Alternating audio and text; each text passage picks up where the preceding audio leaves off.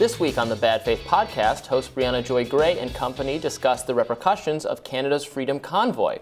Ajamu Baraka explained how the crackdown on Ottawa's truckers is not only a threat to democracy, but could extend to future protests. Let's watch. For me, the major threat to democracy is not coming from the still disorganized and clownish far right, so-called far right, but the neoliberal rightists who control the state.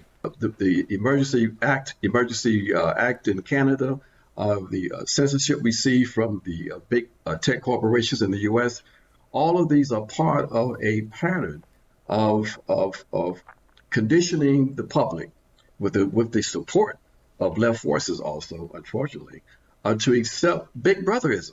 It's Orwellian, and I don't understand why more people don't recognize this. And they always use the right as the entry point to begin to provide more power to the state. Host of the Bad Faith Podcast and former Bernie Sanders press secretary, Briahna Joy Gray, joins us now to discuss. Always good to have you with us, Briahna. It's good to be back. And so how has your audience been responding to this? Because there's a huge split on the left here with a bunch of liberals saying, bring the hammer down on these truckers. But some others who are saying, wait a minute, A, maybe these are legitimate grievances, but B, even if they're not, maybe don't celebrate the hammer being brought down on anybody. So how is your audience responding? Well, my audience is responding well, although I don't know how many liberals listen to Bad Faith Podcast. I think many on the left really appreciate the civil liberties questions at issue here. The guests were they all pretty much agreed. Two of the three were Canadian, and one had observed the protests firsthand as they came through his city. And what has happened over the course of the protest is that even those who might not have initially bought into the idea of the protest, who might have been put off by some, elements within the protest that were unsavory, that were bigoted and the like, those elements have been obviously focused on to a certain degree by liberal media. Even though there might have been certain unsavory aspects in the beginning, the fact of the Emergency Act and Justin Trudeau opening up a world of civil liberties violations and the overwhelming impact of the media, which has behaved very differently toward these kinds of protests than they have other kinds of protests that are substantively supported by the left, has caused folks to give money and support and solidarity more over time than was initially the case. And the concern, I think, for folks here in the States, as we observe the protests that are going to be coming through next week or so, is whether or not the liberal media reaction to the protests and an ongoing failure to recognize those concerns about COVID mandates and overreach that are legitimate is going to continue to give political power to the less savory aspects of that movement instead of funneling that energy in the leftward direction. Yeah, and Trudeau has said even though the blockades are lifted, the state of emergency is not over. This is like kind of textbook. You use an emergency or a so-called emergency, right, in order to grab more power, you being the state, you being, the governing forces. That's something that, people on the left, my people, the libertarians, there's like sort of a broad civil libertarian concern about this exact thing. It's kind of playing out in textbook fashion, right? And to see, I've been glad to see people on the left aware of that dynamic. The kind of more centrist liberal contingent looks to me like the contingent that's been the most, shut this down and take their finances, stop the crowdfunding platforms, which is crazy stuff. Those are some steps you can't take back once you normalize that anyone even associated this in any way or gave money to it is going to be doxxed, have their finances exposed, and maybe shut down by the government or by the company at the orders of the government. Yeah, our guests made clear that there have already been implications of this in Canada for several Indigenous rights groups that have had their accounts affected by these kinds of freezes. And we've seen this again and again. It almost feels trite to say at this point that these kinds of overreaches tend to disproportionately and most quickly affect the left, but with none of the fanfare you get when there are these overreaches to conservatives. We don't have the same kind of media infrastructure to blow the horn or ring the bell, as it were, that conservatives do. And as we get silenced, the effect of that is very quiet indeed. And Briahna, Robbie and I were talking earlier, I was joking that one sign of a decline of an empire is that you start kind of mimicking protests that take place in other countries.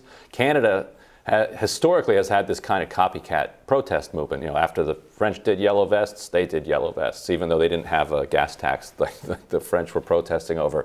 But now here we are.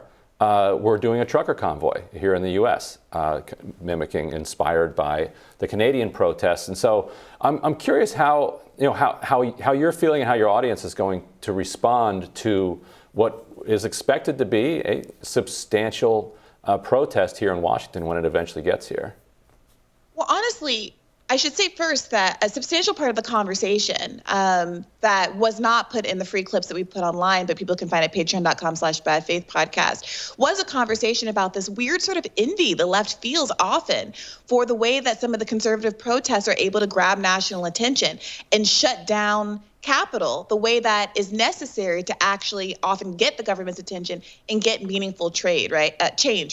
So the fact that these truckers were able to actually stop traffic, stop business, that is what ultimately got them the level of press that they got. And we compare that, even though it was a very small number of truckers in the grand scheme of things, compare that to the George Floyd uprising protests where millions of people were on the street, not just in the United States, but globally, for an extended period of time, for months and months over the summer.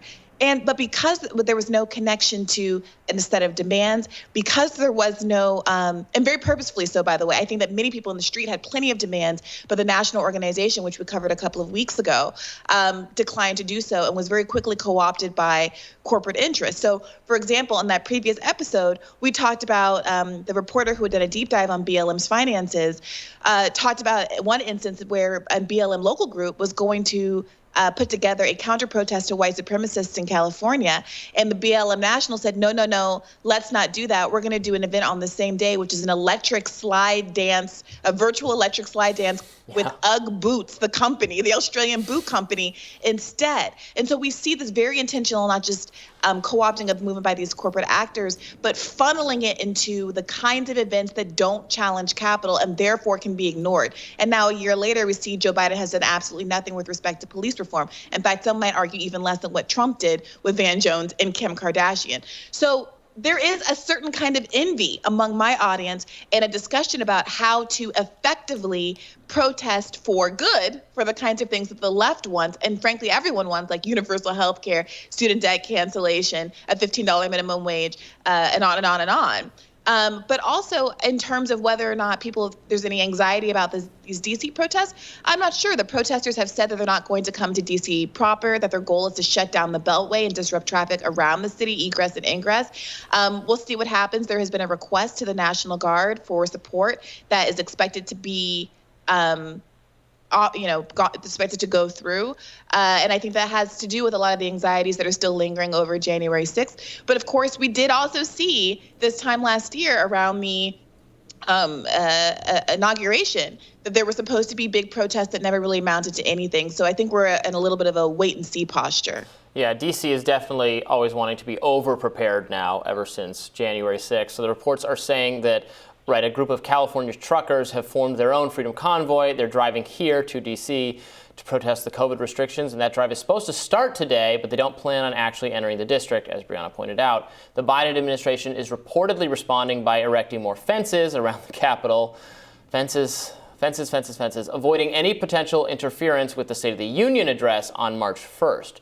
But being disruptive could have its advantages, according to Jacobin writer Luke Savage, who had this to say on your show. It's absolutely the case that we're seeing what's going on right now potentially being spun into a kind of wider crackdown on protests in general, regardless of their political character. It goes without saying on this show, but the most constructive political activities you can imagine are all incredibly disruptive, whether we're talking about strikes, indigenous land blockades, or whatever. Yeah, so we'll have to see what happens. They've put up fences in front of the Capitol now at the drop of a hat. They will never let that happen again. So I don't know I would expect we'll probably be underwhelmed rather than overwhelmed, just because that seems like what's happening lately in DC. But what do you think?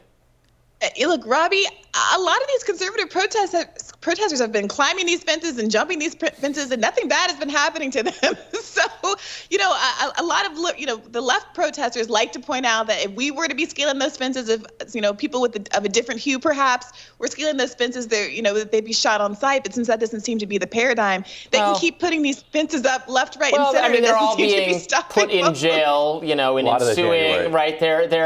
Their names and information are being taken down. They're getting a visit from their friendly FBI agent, a couple weeks later, and then they're going to jail. Right. No, a lot of January 6th people are still languishing in jail, but there was this great. I was there in person when Chris Rock was on the Daily Show. I think it was 2001, right after somebody had scaled the fence in front of the White House.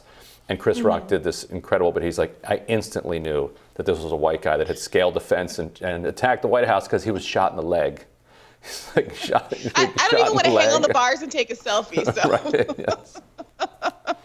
Yeah, anyway, I don't know. There were a lot of lefty protesters marching around all summer, smashing things, burning things, destroying things. Everybody feels like there was that brief moment of violence with Lafayette Park. Other than that, I didn't see the police do a whole lot about it, so I don't know. They're pretty rough, but everybody feels like the other side is getting off easy and that they're getting abused. That's true. Yeah. So, but we'll see what they can do to the Beltway because you can shut down the Beltway awfully easily. Like we shut it down basically every day here in Washington, just accidentally by putting too many cars on it. So, traffic's going to be bad in Washington. I think we can predict that. Great. But yes, go freedom, but there you go. Really? Except why? They're going to keep their engines idling, so carbon's just going to keep flowing. But we got rid of most of we should. All mandates gone. We should do that. I support that cause. All right.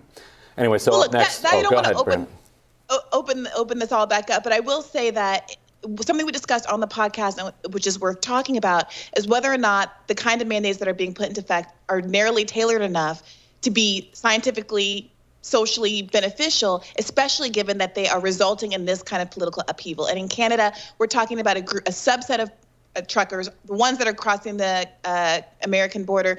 90% of truckers there are vaccinated. It's not clear whether or not this kind of juice was worth the squeeze, given that it's resulted in all of this. And it's a conversation that we have to keep having in America as all of these politicians, we did an episode on Dr. Oz, included, who are kind of really exploiting a lot of legitimate concern around pharmaceutical overreach, et cetera, in this moment. Democrats shouldn't be caught flat-footed. Yeah, no, I'm with you. Biden should walk out with Rochelle Walensky to the Beltway and be like, look, the legal restrictions are off. Done. You guys win. He should hand her over to the mob. Sorry, shouldn't say that. No, don't do that. I'm just kidding. So anyway, Briahna, thank you so much for joining us. Thank you. Jonathan Lovitz, advisor to the National LGBT Chamber of Commerce, is with us next to discuss Florida's controversial LGBTQ legislation. Stick around for that.